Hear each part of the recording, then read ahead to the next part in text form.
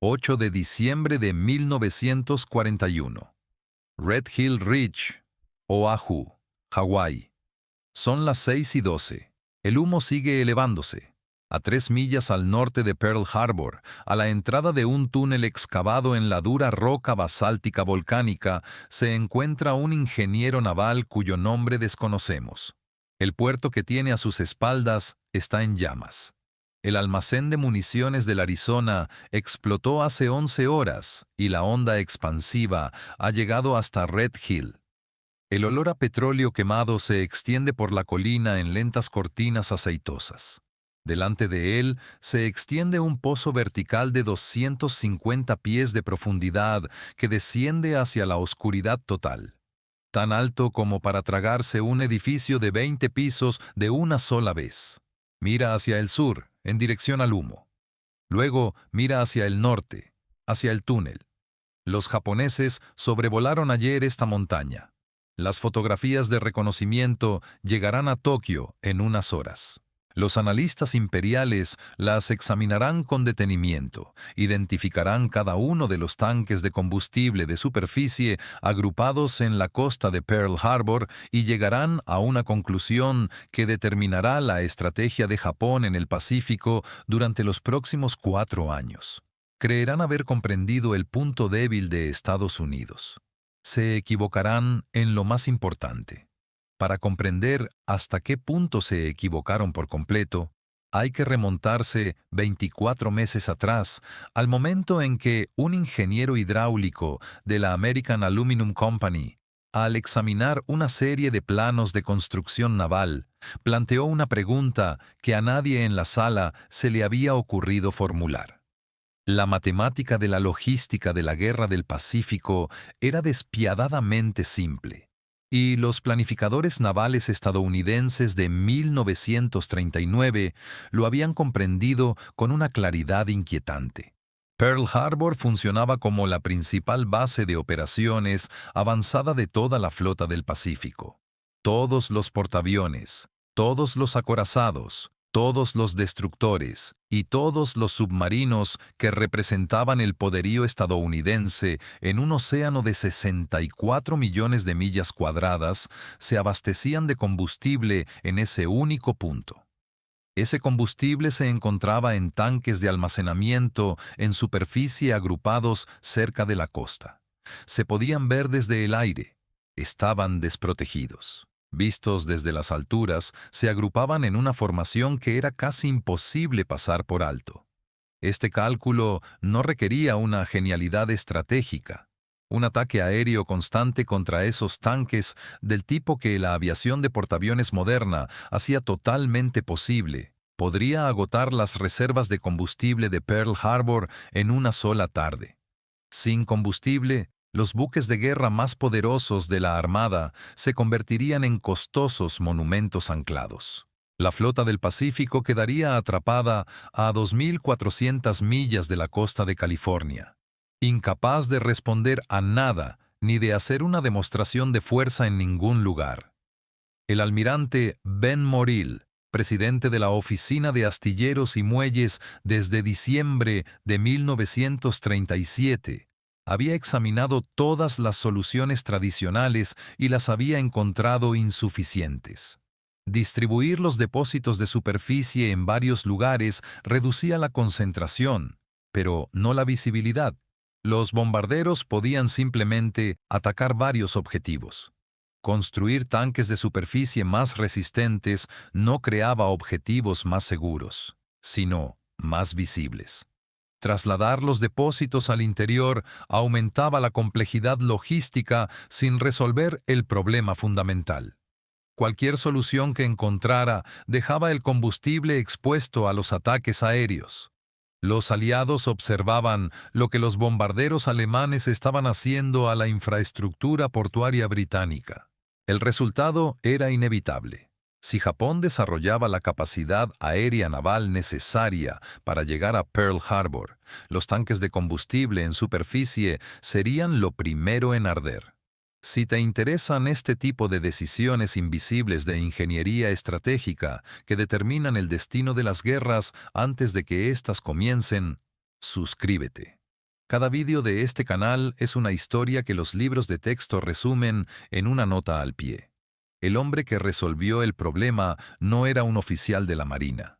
Se trataba de James Gruden, un ingeniero hidráulico que trabajaba en la Aluminum Company of America y que fue contratado como ingeniero consultor para examinar los primeros planes de la Marina sobre el almacenamiento subterráneo de combustible en Red Hill Ridge. Esos primeros planos eran tradicionales. Se habían excavado 4 tanques horizontales en la ladera, abriendo túneles laterales, según la práctica estándar para el almacenamiento subterráneo. Gruden examinó los planos durante un tiempo que los testigos describieron posteriormente como inquietantemente largo. Luego dejó los planos a un lado y planteó una pregunta a los ingenieros reunidos. ¿Por qué luchan contra la gravedad en lugar de aprovecharla? Gruden había dedicado su carrera a excavaciones industriales a gran escala, lo que los ingenieros navales veían como una limitación. El hecho de que la excavación de túneles horizontales requiriera el transporte de la roca excavada a través de estrechos pasillos. Él lo veía como una oportunidad. Cada tonelada de roca extraída del túnel horizontal tenía que ser transportada físicamente fuera de ese mismo espacio estrecho donde se encontraban los trabajadores. Cuanta más roca había que extraer, peor se volvía el cuello de botella del transporte. Su propuesta era audaz, como suelen parecer las ideas sencillas antes de que funcionen. En lugar de construir túneles horizontales que requerían excavar túneles laterales, excavar en línea recta hacia abajo para construir túneles verticales, perforar un pozo central de 30 pies de diámetro a través del basalto, lo que los ingenieros de minas llamaban el Glory Hole. A medida que el pozo se ensanchara hasta alcanzar los últimos 100 pies de diámetro, no habría necesidad de transportar la roca excavada a ningún sitio. La gravedad se encargaría de todo. Los escombros caerían desde la abertura central hasta el fondo del pozo. Descenderían a las cintas transportadoras situadas en el túnel de acceso inferior y saldrían de la montaña sin que ni una sola persona tuviera que transportar ni una sola carga por un estrecho pasillo. La oficina de Yards and Docks adjudicó los contratos de construcción a finales de 1940. Los trabajadores colocaron la primera piedra el 26 de diciembre de ese año, el día después de Navidad. El plan preveía la construcción simultánea de 20 tanques excavados en el basalto volcánico de Red Hill Ridge, cada uno de exactamente 100 pies de diámetro y 250 pies de profundidad. 20 rascacielos verticales construidos hacia abajo en la roca dura. Nunca antes se había intentado algo así a tal escala para el almacenamiento de combustible. No se parecía en nada a los métodos tradicionales. En los primeros meses de 1941, la mano de obra reunida en Red Hill alcanzó los 3.900 trabajadores que turnaban las 24 horas del día, los 7 días de la semana en el interior de una montaña de la que nadie ajeno al proyecto de construcción debía tener conocimiento. La policía militar controlaba el acceso. Los trabajadores firmaron acuerdos de confidencialidad. Las estructuras en la superficie estaban diseñadas para parecer un depósito de municiones estándar. Una infraestructura modesta y discreta del tipo que los aviones de reconocimiento aéreo fotografiarían y archivarían sin darle una segunda mirada. En el interior de la montaña, esos hombres estaban haciendo algo que dejaría atónitos a los ingenieros tradicionales.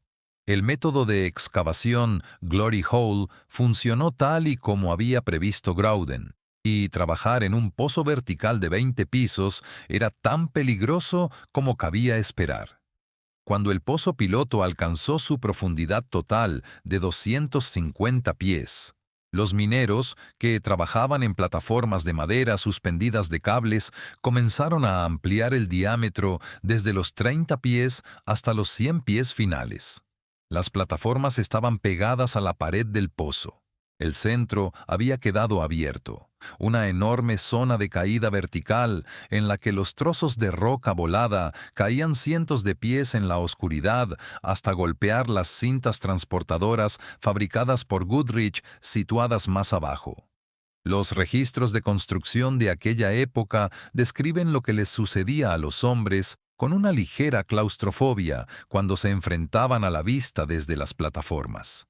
Al mirar hacia arriba, un círculo de cielo del tamaño de un plato, a una distancia imposible. Al mirar hacia abajo, oscuridad absoluta y el débil ruido mecánico del sistema de cintas transportadoras a 200 pies de profundidad. Algunos hombres se quedaban paralizados. Algunos bajaron una vez y no volvieron jamás. Los que continuaron trabajaron en medio de un denso polvo volcánico que ensuciaba el equipo y dañaba los pulmones, a temperaturas que variaban de forma impredecible según la profundidad, bajo una luz artificial que proyectaba sombras distorsionadas sobre el antiguo basalto compactado. Y los trabajos continuaron durante la primavera y el verano de 1941. Cada tanque necesitaba 2 etapas tras la excavación: revestimiento de acero y sellado de hormigón. Los trabajadores bajaron secciones de chapa de acero de 1/4 de pulgada a los pozos terminados y las soldaron desde el interior con soldaduras verticales de miles de pies de longitud. Cada una requería inspección y prueba de presión, y cualquier defecto exigía reparación y nuevas pruebas para que el tanque pudiera pasar a la siguiente fase. El hormigón vertido en el hueco entre el revestimiento de acero y la pared de roca debía adherirse de forma permanente a ambas superficies. Los ingenieros bombearon lechada a alta presión en los huecos restantes, compactaron el hormigón contra el basalto y crearon una unión firme capaz de soportar la enorme presión hidrostática que generarían los 12,5 millones de galones de combustible. Las cifras eran sorprendentes incluso antes de que la instalación estuviera terminada. Al final, para construir estos 20 tanques sería necesario extraer unos 4 millones de metros cúbicos de roca volcánica sólida. Este material llena actualmente los valles cercanos a Red Hill. Se consumirían miles de toneladas de acero estructural. Se necesitarían decenas de miles de toneladas de hormigón y mortero. Sin embargo, en diciembre de 1941, las cifras realmente importantes eran aquellas que nadie en Tokio había calculado. El 7 de diciembre de 1941, 11 meses después del inicio de la construcción, los aviones japoneses atacaron Pearl Harbor. 8 trabajadores de la construcción en Red Hill murieron como consecuencia del bombardeo aéreo. El ataque tuvo muy poco impacto sobre la zona de construcción, ya que la mayor parte de los trabajos se llevaban a cabo bajo tierra. Los trabajadores subterráneos sintieron la sacudida de la presión de las explosiones transmitida a través de la roca basáltica y continuaron trabajando. El ataque también confirmó todas las hipótesis que habían guiado el proyecto desde su inicio. Los pilotos japoneses apuntaron con precisión a los tanques de combustible en superficie de Pearl Harbor. Sin embargo, no lograron destruirlos. Los analistas japoneses considerarían este fracaso como uno de los errores más críticos de toda la operación. El almirante Chester Nimitz, al evaluar posteriormente los daños, fue muy claro sobre lo que habría significado un ataque exitoso contra el combustible. Si los japoneses hubieran destruido el combustible, la guerra se habría prolongado 2 años más. Lo que aquellos pilotos no sabían, ni podían saber, era que los tanques de superficie que habían fallado ya no eran la principal fuente de combustible. A 3 millas al norte de la cordillera volcánica sobre la que volaron sus aviones durante el ataque, había 20 pozos que descendían a profundidades a las que ninguna bomba del arsenal japonés podía llegar. La estimación del enemigo sobre la indefensión estadounidense se basaba en lo que podían ver. Esto no tenía prácticamente nada que ver con lo que realmente había allí. Sin embargo, la mayor prueba aún estaba por llegar. Tras Pearl Harbor, el ritmo de construcción en Red Hill se aceleró de una forma que 6 meses antes habría parecido imposible. El ataque había convertido un proyecto estratégico en uno de urgencia.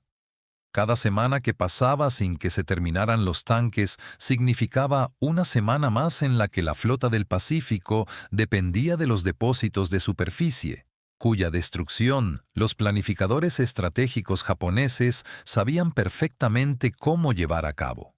A mediados de 1942, las excavaciones en muchos de los emplazamientos de los tanques estaban a punto de completarse.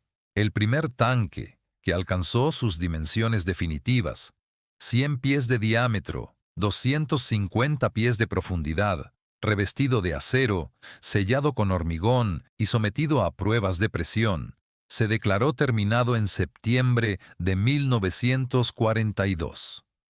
Los trabajadores que operaban en el emplazamiento habían desarrollado un acervo de conocimientos corporativos sobre cada fase de la construcción. Los problemas que habían ralentizado los trabajos en las primeras fases ya eran previsibles. Las técnicas que funcionaban se habían estandarizado. Se consideraba que el proceso avanzaba de forma casi impecable, con un orden y una organización bien definidos. Posteriormente, en el otoño de 1942, los ingenieros que examinaban el diseño del sistema de tuberías se encontraron con una limitación que amenazaba todo el concepto operativo. El valor de la instalación no residía únicamente en el almacenamiento, era la entrega. 20 tanques que albergaban 250 millones de galones de combustible protegido carecían de valor estratégico si requerían una compleja infraestructura de bombeo, vulnerable a cortes de electricidad, averías mecánicas y daños de guerra, para hacer llegar ese combustible a los barcos. El sistema de tuberías que conectaba Red Hill con los muelles de reabastecimiento de combustible de Pearl Harbor se extendía 2,5 millas a través de un sistema de túneles que descendían gradualmente hacia la costa. El equipo de ingeniería había seguido perfeccionando el concepto de distribución durante la construcción. Lo que Graudin observó en su diseño original y lo que convirtió al sistema de distribución por gravedad en la segunda innovación revolucionaria de la instalación fueron los cálculos de altura. Red Hill se encontraba a 500 pies sobre el nivel del mar. Los tanques excavados en su parte superior proporcionaban una diferencia de altura sobre Pearl Harbor suficiente para generar una presión de flujo hidrostático natural. El combustible almacenado en estos cilindros verticales fluiría hacia abajo a lo largo del sistema de tuberías únicamente por la fuerza de la gravedad. No se necesitaban bombas. No había sistemas mecánicos que pudieran fallar. No dependía de la electricidad. El sistema funcionaba por sí solo. Era pasivo. Desde el punto de vista de la logística militar, era casi imposible que fallara a menos que se destruyera físicamente la tubería. El concepto de suministro por gravedad, que en teoría parecía elegante, demostró su eficacia bajo la presión operativa durante los 3 años siguientes de la Guerra del Pacífico. Los barcos que regresaban de los ataques de los portaaviones veían que el combustible estaba listo y fluyendo. Las operaciones de recogida de convoyes de invasión extrajeron millones de galones de combustible sin demoras. Las fuerzas de tarea que pasaban por Pearl Harbor para reabastecerse no se encontraron con ningún cuello de botella, avería de bombas ni interrupción. En cuestión de segundos, todo cambiaría. Septiembre de 1943. Red Hill, Oahu. El 20º tanque completó la prueba de presión y se declaró operativo. Cada tanque estaba revestido de acero, sellado con hormigón y debía alimentarse por gravedad. Capacidad total, 250 millones de galones. Roca extraída del interior de la colina, 4 millones de yardas cúbicas. Duración de la construcción, 2 años, 8 meses y 11 días. Fecha de finalización, 9 meses antes del programa original de junio de 1944. La instalación, que comenzó como bocetos en una sala de conferencias de la Oficina de Astilleros y Muelles, era ahora la principal reserva de combustible para la mayor fuerza naval de la historia de la humanidad, y la Armada Imperial japonesa desconocía su existencia. No fue una casualidad. Las medidas de seguridad se diseñaron desde el principio con un objetivo concreto. Los indicios en la superficie de Red Hill debían ser indistinguibles de la infraestructura militar estándar.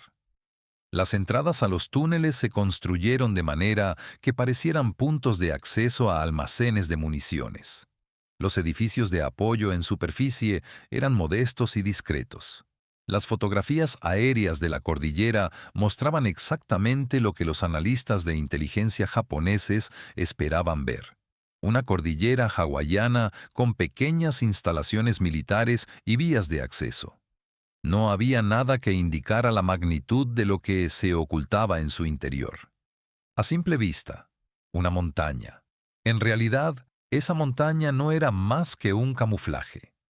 Los planificadores de inteligencia japoneses, basándose en la información disponible, continuaron modelando el suministro de combustible de Pearl Harbor en función de las granjas de tanques de superficie visibles cerca de la costa.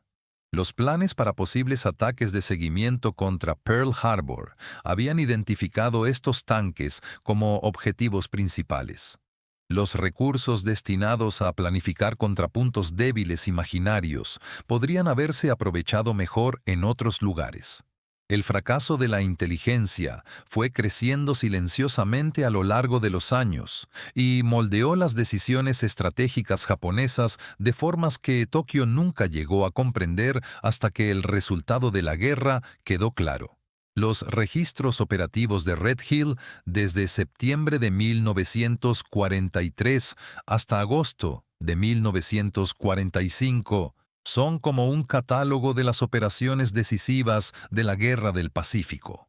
La ocupación de Tarawa en noviembre de 1943 consumió combustible de Red Hill para apoyar a las fuerzas de portaaviones que operaban a miles de millas en alta mar, a los grupos de bombardeo de buques de guerra y a las escoltas de convoyes. La campaña de las Islas Marshall, que comenzó en enero de 1944, consumió una cantidad de combustible que superó la capacidad de almacenamiento tradicional. La invasión de las Islas Marianas en junio de 1944, que incluyó la Batalla del Mar de Filipinas, el mayor enfrentamiento de portaaviones de la guerra en el que los pilotos estadounidenses derribaron 350 aviones japoneses en un solo día. Requirió que las reservas de Red Hill alcanzaran su capacidad máxima antes del inicio de la operación. La operación de Okinawa, en la primavera de 1945, dependió de las tuberías de alimentación por gravedad de Red Hill, que proporcionaban un suministro constante a los convoyes de buques cisterna que abastecían de combustible a la flota de vanguardia, mientras la Fuerza Operativa 58 mantenía operaciones continuas de portaaviones durante meses absorbiendo los ataques kamikaze. Durante todo este proceso, la instalación funcionó sin averías importantes. El diseño pasivo, que requería un personal mínimo, en el que el combustible fluía desde los buques cisterna hacia el interior, se almacenaba en depósitos subterráneos protegidos y se distribuía a los buques por gravedad, demostró su valor en operaciones de larga duración, ya que prácticamente no había piezas mecánicas que pudieran averiarse. Los 20 tanques excavados en Red Hill Ridge por 3.900 trabajadores entre diciembre de 1940 y septiembre de 1943 suministraron combustible a casi todas las grandes operaciones en el Pacífico durante los 2 últimos años de la guerra. La inteligencia japonesa nunca logró localizar la ubicación de la fuente.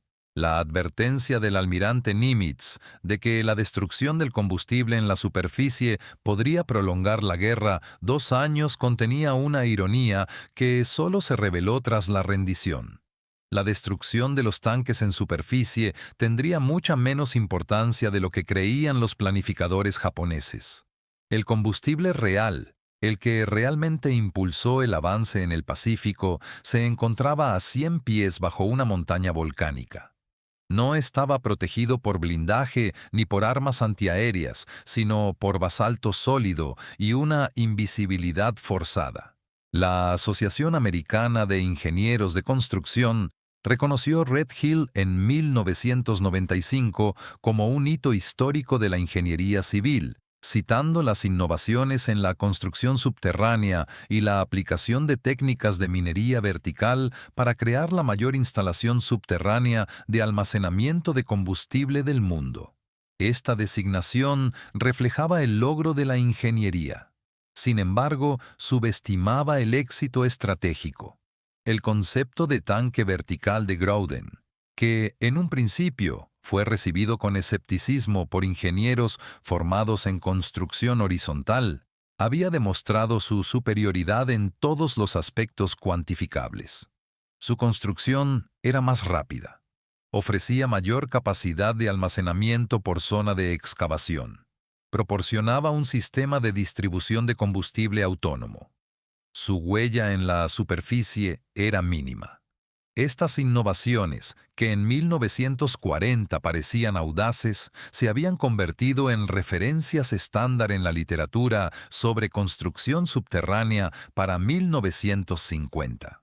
La filosofía de control de daños que encarnaba la instalación, según la cual la invisibilidad estratégica podía ser tan importante como la potencia de fuego táctica, la geografía y la geología podían transformarse en armas mediante la ingeniería, y el activo militar más valioso era a veces aquel que el enemigo nunca lograba detectar.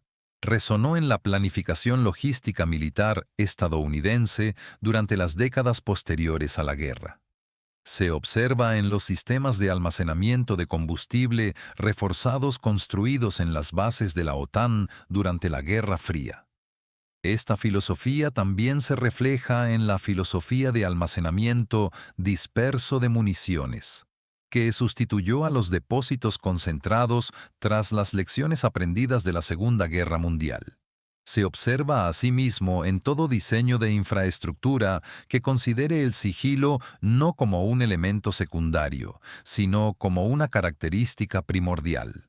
Red Hill ha funcionado prácticamente sin cambios durante 79 años, desde 1943 hasta el inicio de las operaciones de vaciado de combustible en 2022. Sin embargo, los incidentes de contaminación del agua han puesto de manifiesto que los revestimientos de acero, instalados bajo la presión de la guerra, finalmente han comenzado a fallar.